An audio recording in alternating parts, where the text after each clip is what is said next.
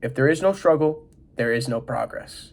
Now, this was said by arguably the most important civil rights activist in the 19th century, Frederick Douglass. What he means by this quote is that when we don't endure struggle, when we run away from struggle, we're not progressing through our lives. And it really translates to our growth. When we run away from struggle, we are not growing ourselves. Challenges aren't meant to break us down, they're meant to shape us. They're meant to help us grow into the person that we want to be, help us to strengthen our beliefs and develop a mind that's going to get us through every hardship that we encounter in our lives. Now, adversity is something that everybody is going to deal with in their lives, whether that comes from adversity from other people or adversity from organizations that don't agree with your personal beliefs. Adversity is viewed as this very negative thing. It's not something that people want to go through, but the truth is, adversity builds our character, it strengthens our core beliefs, and it builds our resilience. Our resilience is our ability to go through struggle and stay strong and change that break us down mentality into that let us grow mentality. Post-traumatic growth is something that we go through after a struggle. It's when we go through the struggle and instead of letting it break us down, we grow as people. It goes beyond bouncing back. It builds us. It gives us the ability to grow from the struggle. Just as a muscle, when you work it out, you break it down, you give it protein and it builds back up. Now we have to use struggle and adversity and challenges to do the same exact thing. We have to grow from these challenges. Once it breaks us down, we have to build ourselves back up from it. Nelson Mandela is a very, very prime example of post-traumatic growth. He went to prison and his life could have just went downhill from there. But instead of taking that and using it as an excuse to give up on life, to give up on himself, he took his views on life, made it positive, and he emerged not bitter, but stronger in his beliefs and in his peace and unity with the world. And that's how we have to use adversity and struggles to grow ourselves and not view it as this bad thing, but come out stronger and with new mentalities and with new knowledge. So when we go through hardships in our lives, we have to realize that it forces introspection and clarity in our views. When you really take a deeper dive into what's going on in your life after going through a hardship, you're going to be able to analyze and grow your core beliefs. You're going to be able to focus on what you believe and why you believe it. And you're not going to be able to really challenge your beliefs if you're not going through these hardships. Instead of letting that break down our beliefs and not see the world in a good sense, we have to build that back up after the hardship. It's going to test what we believe. And when we test that, we grow roots in what we believe. Martin Luther King, he went through so many hardships in his battle against the civil rights.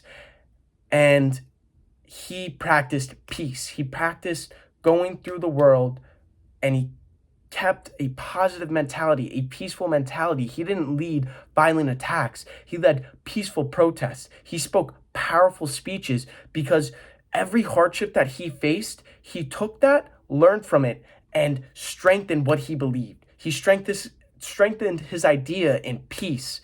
And with that, he made a true change in the world. When he spoke, you could feel that he truly believed these things. He really, really, really meant what he said. His speeches were so powerful, not because, yes, the language was very good in the way he conveyed it, but it was the way he spoke it. He spoke it from the heart. And when we go through this adversity and we're challenging our beliefs, it should be a test, not something that makes us have a negative outlook, but if your belief is truly strong, if you're truly rooting your beliefs and you're truly testing them, you're going to be able to endure these challenges and grow even stronger in your beliefs than you were before. When we avoid struggle, there's actually a very negative effect that comes from that. We develop a sense of fragility and a stagnation in growth and just a lack of depth in what we believe in and how we go about our daily lives. And instead of running away from that, we have to go through these hardships. We have to embrace them so that we don't develop a fragility. We developed a calloused mind to take on the world. Anti-fragility, it really builds us. It makes us stronger in who we are. It makes us a better person.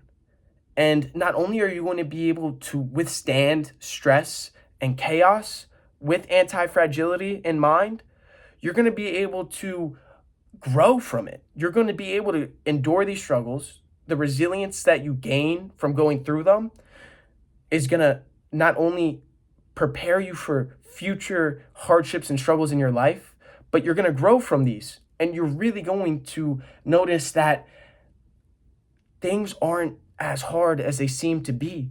You're going to be able to push through. We have to develop this mind, and we have to bounce back from what's challenging us, from these hardships, from these blockades that really limit us in our ability to change the world. We have to take these, develop that anti-fragile mind, and conquer our beliefs, and we really have to push through. And that's the only way that we're going to be able to bounce back. So a good way to change your mindset from running away from struggles and being fragile to growing from struggles and growing yourself is to develop a anti-victim mindset. When you start to view these obstacles and challenges and struggles in your lives as opportunities rather than setbacks, you're going to be able to take hold of what's going on and grow yourself. You're going to be able to use these struggles as opportunities to become a better person rather than running away from them and finding a stagnant place that you're not growing in. A very good example of this is David Goggins. He was a very overweight person. He worked as a janitor. He was very unhappy in his life. And instead of being, why me? Why is this my life? He took action. He lost weight. He became a Navy SEAL and became, honestly, one of the most influential people of our time. I'm sure you see these TikToks, Instagram Reels of him. And when you watch those, it challenges your mind. It makes you want to do more. And the only way that he was able to do that was through developing this opportunity mindset. When faced with adversity, we have to ask these questions. Why is this happening to me? And how can I grow from it? When we start to ask these questions, not only do we reshape our mentality, but it changes the world around us. It opens up doors that we might not have seen before. An example of this in my life is my business. When I first started working, we weren't making a lot of money. We just felt like we were failing. And instead of taking action and pushing forward, I quit and I didn't follow through. And a few months later, I came back, and instead of thinking this is going to fail and having self-doubt, I changed that struggle into an opportunity to grow, an opportunity to learn, an opportunity to challenge myself so that when future conflicts arrive in my life, I'm able to take them, seize them, and find the opportunity in them. If I were to just run away from the struggle that it took to get to this point, I would have never been the person I am today, because it grew me, it strengthened my beliefs, and it showed me that through struggle, there is opportunity and there is really doors that we don't see. What we should take away from this conversation is that struggle is not a roadblock, but it's a stepping stone to our next opportunity. We really got to change that mindset. We got to look at these struggles as opportunities. We should crave these struggles because it's going to grow us. These challenges that we have to go through, it's going to make us better people. And when we start to adapt this anti-fragile mind, when we start to look at the world as a handful of opportunities, it's going to make it so that we dive right into these roadblocks, struggles, challenges, and conquer them so that we can grow as people. What struggle are you going through right now? What is holding you back? What are you avoiding in your life that could be your next big opportunity?